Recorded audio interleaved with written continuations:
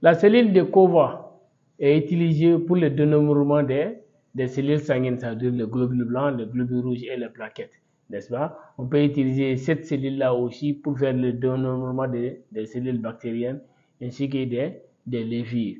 Bonjour et bienvenue dans cette vidéo. On va vous montrer l'utilisation de la cellule de COVA et sa simplicité lors du calcul. Si vous voulez vraiment avoir la simplicité dans les calculs, la cellule de COVA est très bien. D'accord? On va passer d'abord par vous montrer la description d'abord de la cellule de COVA. Voilà, et regardez d'abord, la cellule de COVA est composée de 10 petits puits. Vous voyez 1, 2, 3, 4, 5, 6, 7, 8, 9, 10. Et vous allez voir la description tout de suite de chaque puits. Dans chaque puits, vous avez 9 grands carrés. Et chaque grand carré, il y a à l'intérieur 9 petits carrés. D'accord? Et on va passer maintenant à vous faire la description réelle des puits et puis des grands carrés ainsi que des petits carrés ainsi que les volumes et la dimension de chaque puits. Maintenant, regardez. La cellule comporte d'abord 9 grands carrés. Et chaque grand carré, on a 9 petits carrés, n'est-ce pas? Le volume de la cellule, c'est 6,6 microlitres. D'accord? La profondeur de la cellule, c'est 0,1 mm. Et la dimension externe de la grille est égale à 0,9 microlitres. Dimension d'un petit carré, c'est 0,33 mm par 0,33 mm carré. Maintenant, le volume d'un petit puits est égal à 0,01 microlitres. Maintenant, les facteurs multiplicateurs, il faut toujours signaler ça. Les facteurs multiplicateurs de la cellule de COVA est toujours 90. Si tu veux avoir les valeurs là, en microlitres, n'est-ce pas? Maintenant, pour avoir ces valeurs là en millilitres, c'est 90 000.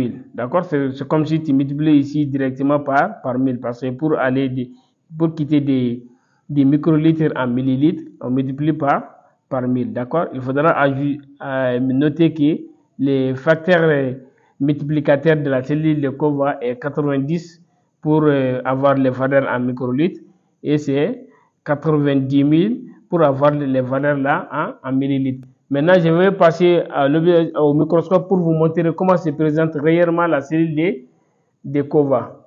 Alors, je vais vous présenter à l'objectif 4 d'abord comment se présente un puits dans lequel vous avez 9 grands carrés. Et dans chaque grand carré, vous avez 9 petits carrés. D'accord? Nous allons regarder ensemble ici. Voilà, regardez ici, ça c'est un puits. D'accord? Un puits de la cellule de COVA. Et regardez, le puits est divisé en 9 grands carrés, n'est-ce pas? Et dans chaque carré, vous voyez, il y a 9 petits carrés aussi, n'est-ce pas?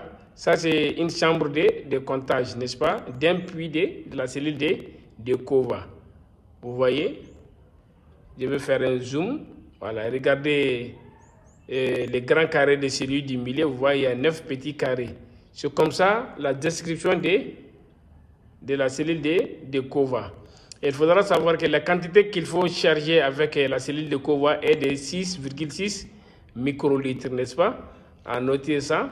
Je vais passer à l'objectif 40 maintenant pour vous présenter réellement comment se présentent les grands carrés. Voilà, regardez ici. Vous voyez ça, c'est un grand carré comportant 9 petits carrés. Il faudra noter très bien. Pour le comptage des globules blancs et les globules rouges et les plaquettes, on compte dans 10 carrés répartis sur les 10 petits carrés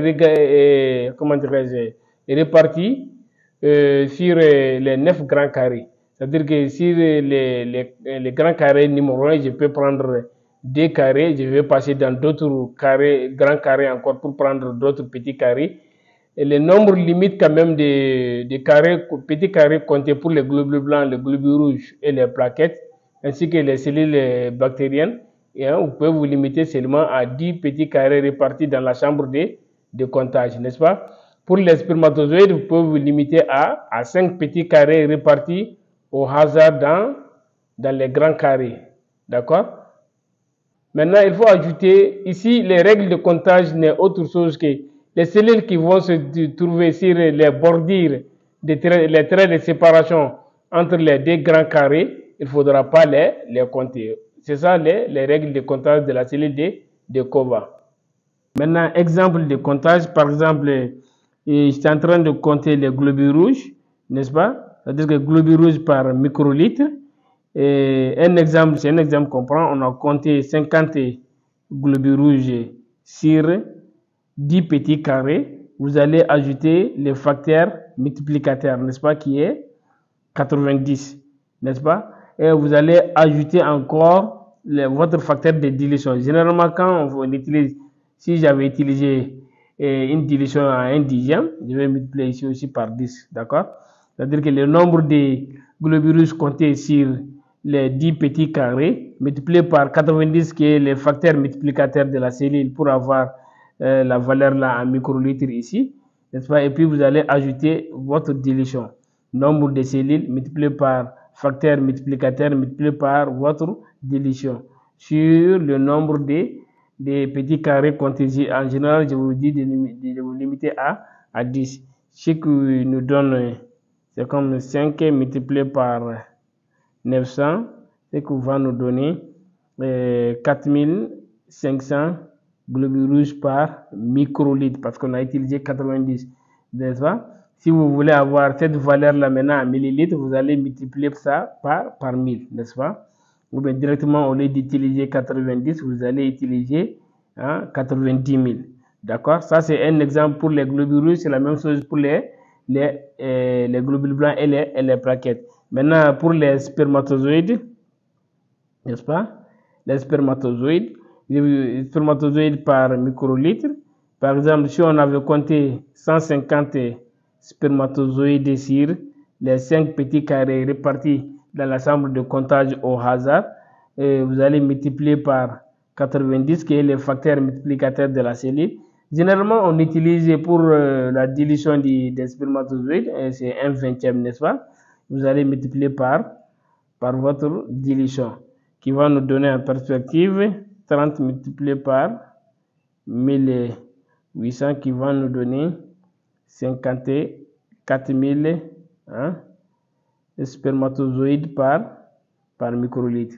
Maintenant, si vous voulez avoir cette valeur-là en millilitres, vous pouvez multiplier directement par 1000 ou bien vous allez utiliser au lieu de 90 là, vous allez utiliser 90 000, n'est-ce pas? Pour ceux qui veulent avoir une valeur en microlitres, il faut utiliser 90. Puis pour avoir les valeurs là en millilitres, il faut utiliser 90 000. D'accord? Maintenant, vous avez vu, ça c'est un exemple qu'on a pris pour faire le comptage des éléments figurés ou les spermatozoïdes ou les cellules bactériennes ou les cellules de levure avec la cellule de COVA. Maintenant, vous avez vu comment on utilise la cellule de COVA et comment on fait le comptage, ce qui paraît très très facile. Maintenant, à chaque fois que vous finissez d'utiliser la cellule de COVA, vous allez marquer les puits que vous allez utiliser, n'est-ce pas? Pour ne pas confondre aux autres puits non utilisés.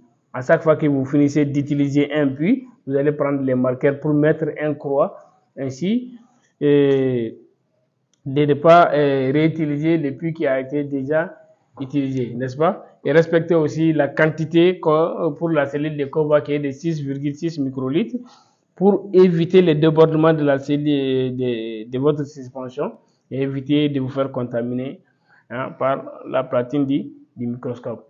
Travailler dans des conditions d'asepsie.